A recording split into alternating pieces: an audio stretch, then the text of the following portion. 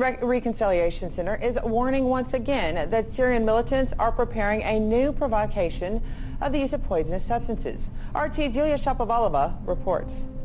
Russia's military forces on the ground received the information from Aleppo residents that extremists are allegedly looking to stage a chemical attack in the Idlib de-escalation zone to put the blame on Damascus. The notorious rescue group, the White Helmets, have already arrived in Idlib province and started filming some unfamiliar to local residents people. Several trucks are said to have delivered containers with poisonous substances, presumably chlorine, to 3 locations there.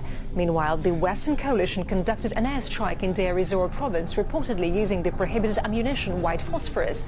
According to the Syrian media, the shelling lasted several hours. The ongoing war in Syria was the main reason for the leaders of Russia, Germany, France and Turkey to get together in Istanbul over the weekend. As a result of many hours of negotiations, a joint plan was adopted.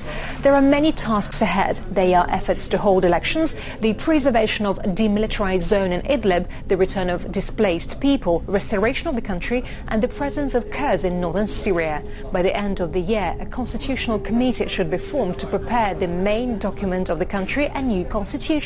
Elections should be transparent and free, with participation right across Syria. It's also necessary to quickly solve the refugee problem to ensure their return to their homeland. The country now is on the verge of a humanitarian catastrophe.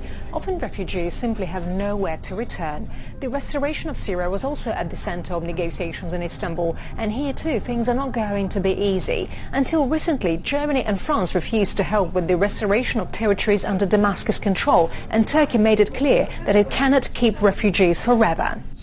Turkey has sheltered 3.5 million Syrian refugees and spent $33 billion on their needs.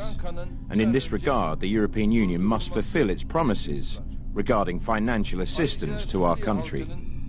Also, there's Idlib. In this region, the militants regularly violate the ceasefire agreement and refuse to surrender heavy weapons. All that goes against the memorandum on the creation of a demilitarized zone initiated and signed earlier by Russia and Turkey. According to President Putin, if Ankara cannot influence the radicals, Moscow will support Damascus in solving this.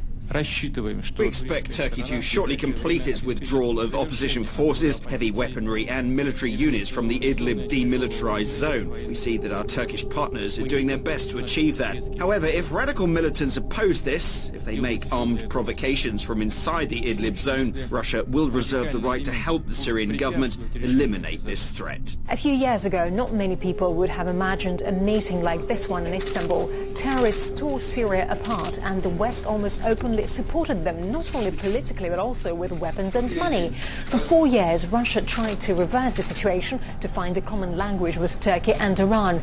Now the accession of Germany and France to the Syrian peace process has already been called by the Western media a landmark event, given their financial capabilities. This could allow more disputes to come to a bigger negotiating table.